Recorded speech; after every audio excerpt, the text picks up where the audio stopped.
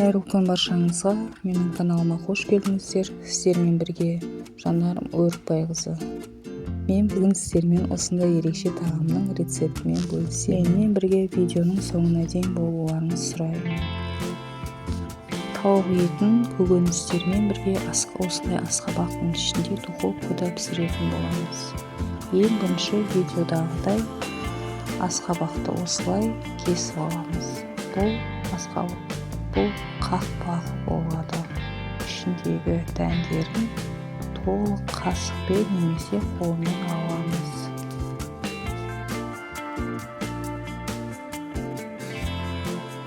Асқабақтың дәнін тастамаймыз. Бұны бөлек духовкада кептіріп аламыз.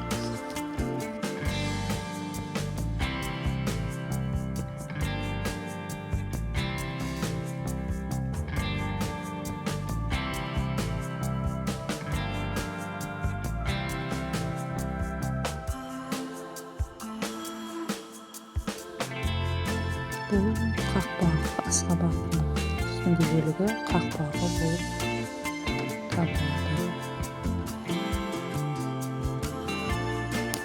Ең алдымен видеодағыдай тауықтың қанаттарын асап жуып аламыз және оның керек емес қажет емес жерін алып тастаймыз. Екі бөлікке бөліп шығамыз. Тауық етінің орнына кез келген еттің түрлерін қолдануға болады, фаршты да қолдануға болады, өз қалауларыңыз. Ал көкөністердің орнына өздеріңіздің сүйікті көкөністеріңізді қолдануға болады. Және барлық ингредиенттің мөлшері асқабақтың үлкендігіне байланысты. Егер асқабағыңыз үлкендеу болса, көкөніс пен етіңізде сәл көбіректе болады. Ал кішкентай болса, барлық ингредиенттің мөлшері де кішкентай болады. Қазанымызға май құйып, май қызғаннан кейін алдымен тауық етін қуырып аламыз. Қақпағын жауып, біраз уақыт бұқтырып аламыз. 15 минут бұқтырылғаннан кейін пиязын саламыз. Және томат пастасынан бір ас қасық, тұз бір ас қасық, қара бұрыш, зира саламыз. Зира салу міндетті емес, өзіңізге қандай дәмдеуіш ұнайды, сондай дәмдеуіштерді сала бересіз. Барлық көкөністерді саламыз, оларды да қуырып аламыз. Толық пісіру міндетті емес, 7-10 минуттай бұқтырып аламыз.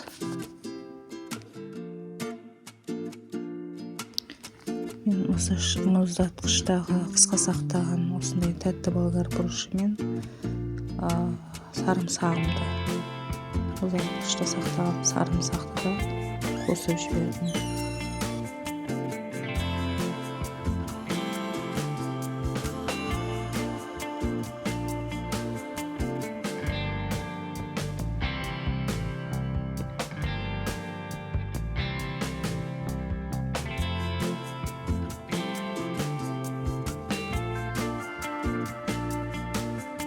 Барлық көкөністерді 7-10 минуттай бұқтырып аламыз.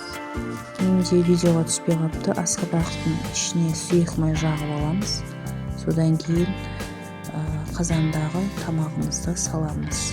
Барлығын салып болғаннан кейін бетіне 2 ас қасық сметана салсаңыз және күштен өткен сыр қоссаңыз, тамағыңыз тіпті сочный керемет болып шығады. Немесе сарымайды кесіп сарымайды бетіне қойсаңыздар да болады. Мен бұл жолы ешнәрсе салмадым. Барлық тек тағамдарды салып болғаннан кейін қақпағын жауып, духовкада 200 градуста 1,5-2 сағатқа қоямыз.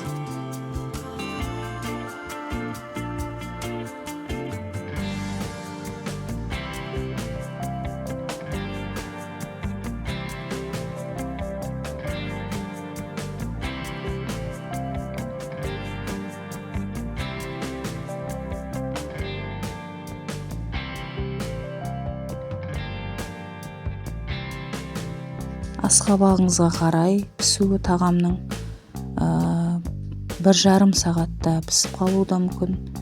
Ал асқабақтарыңыз қаттылау болып жатса 2 сағатқа дейін пісірулеріңізге болады. Сырты қарайып кетпес үшін асқабақтың сыртын сұйық маймен жағып шығамыз.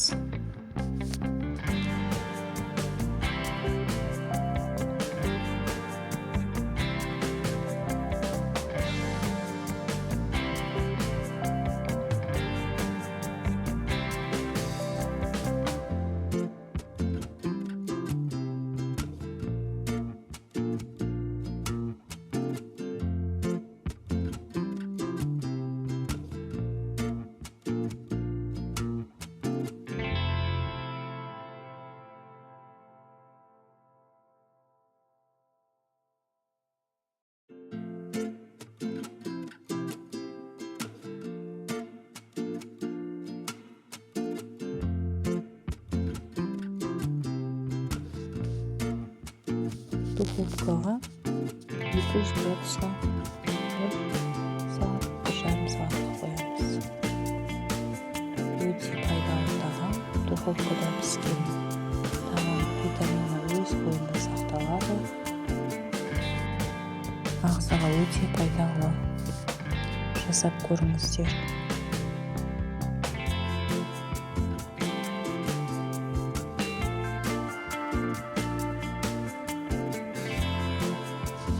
Bir жарым сағатта пісті духовкада. Бетіне аскөк сеуіп, сәлдеп қоюға болады. Мерекелік дастарханға да ұсынуға болады. Видео ұнаса, лайк басып, комментарий қалдырып, каналыма тіркелуді ұмытпаңыздар. Келесі кездескенше аман сау болыңыздар.